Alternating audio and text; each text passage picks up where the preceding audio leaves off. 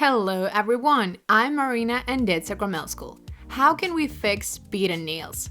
Today I will share with you one of the techniques. Let's get into it. Today we've got a young model. This girl here is a high school student. And I'm going to transform her bitten nails. The cuticle is badly overgrown. It's very tight. It's all cracked and filled with capillaries. Today I will have to fix all of these issues. This red area over the cuticle is also filled with capillaries.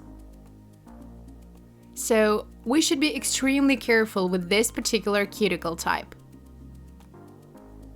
First up, we need to push the cuticle with an orange stick. And note that we may traumatize the skin at this point. If we are pushing too hard, or using a wrong tool for this, it may be a pusher or a spatula of an awkward shape. So it can easily cut the skin.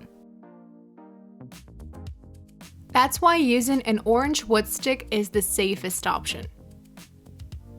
The model's hands are sweating, so I am gonna use some talcum powder to dry them.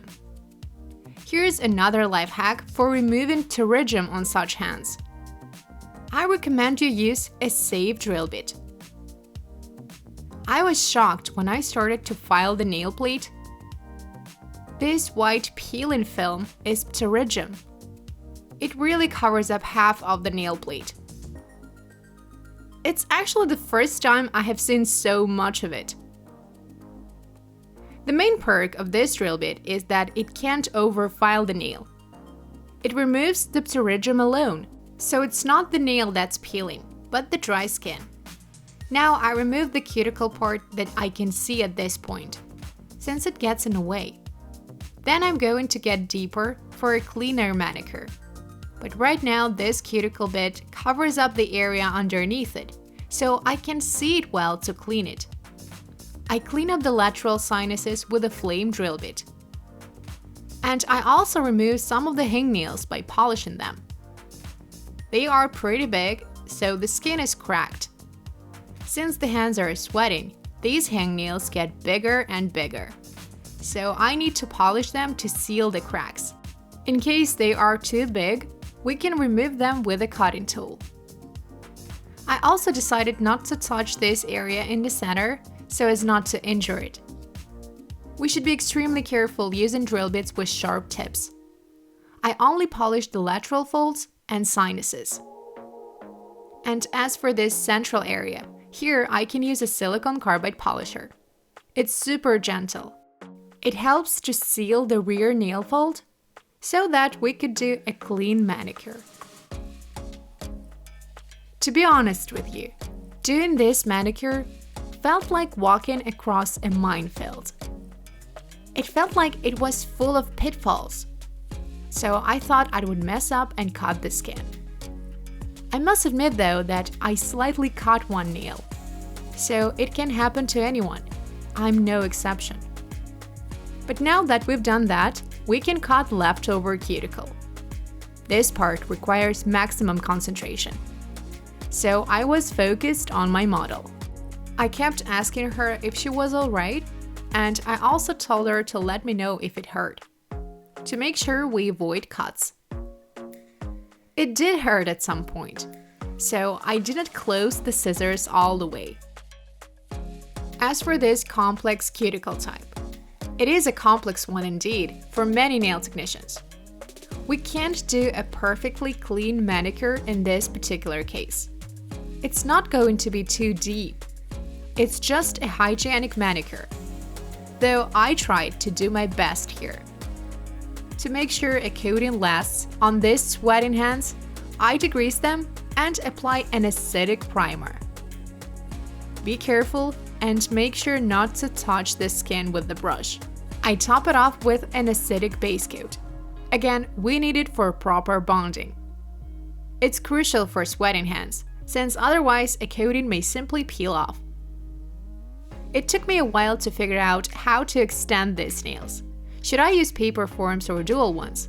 But there are a few videos like that on my channel, though none of them features a technique using gel tips. So it's the one. Do you like manicure and nail extensions? If you do, join my new online course on nail sculpting, from zero to pro, and get your certificate. The course is available worldwide. For more information, click the link in the description box below. Let's begin. In the meantime, let me tell you a story about these nails. It's a curious case indeed, and you will see why. My model is a young and ambitious girl who always wanted to have beautiful long nails. But I was trying to explain it to her that we can't do extremely long extensions on short Bitten nails. Such nails are likely to break or peel off, which may result in such issues as onycholysis or nail peeling. But she really liked these clear tips and wanted to keep them long. She told me that it was her dream length. Sure, I told her that there was no way we could do it, because here's the thing. Not only is it dangerous, but it's also misleading for beginner nail technicians. They won't get it if I decide to extend short nails like these. So this is the length that we have agreed on. Though I could see that she was disappointed. It was her dream to have long nails, and she did not want me to cut the tips any shorter. But this length is optimal and safe. Though I must admit that in this particular case, a 1-to-1 proportion is the limit. It means that the free edge should be equal to the natural nail bed. I know that our free edge part got a little bit longer. But that's a compromise that we have to come to. I wanted to please my model so as not to let her go disappointed. But I also had to let you know how to do it right. So let's sum it up. We should ask about our clients' preferences, and if they want to have long nails, and agree to take responsibility without blaming us for common issues, then we can do extremely long nail extensions. It's optional. But we just can't afford it in this case. And what do you think? Was refusing her the right thing to do? Or should we always obey a client's will to please them? Back to the manicure. I evened out the cuticle zone with a file and shaped the free edge. The almond shape will make it seem narrower. Now I need to sculpt the nails, since they are too flat. There is still little material on the apex.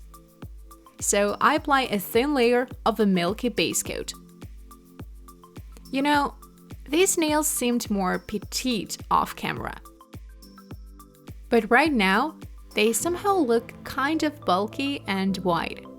Well, everything seems bigger through a camera lens. That's something I've learned.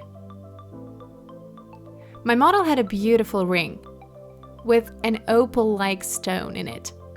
So for a coating, we decided to use shimmery gel polishes with such a gorgeous finish. Again, she wanted me to paint her nails different colors, but I told her into using two. This girl wanted to have everything at once, which is logical for those who have short nails. They want long, colorful nails full of glitter and stickers. So I had to stop her at some points. But still, we decided to add a few minimalistic stickers. I think that they go well together. But it took us a while to agree on the right ones. My model just could not decide between various lettering styles. But I just had to make sure that they go well together. So that's it. Here's a final look. Do you think it was a success? Let me know in the comments. And on my channel, you will find more videos about Bitten nails. Success in your work. Good luck. Bye bye.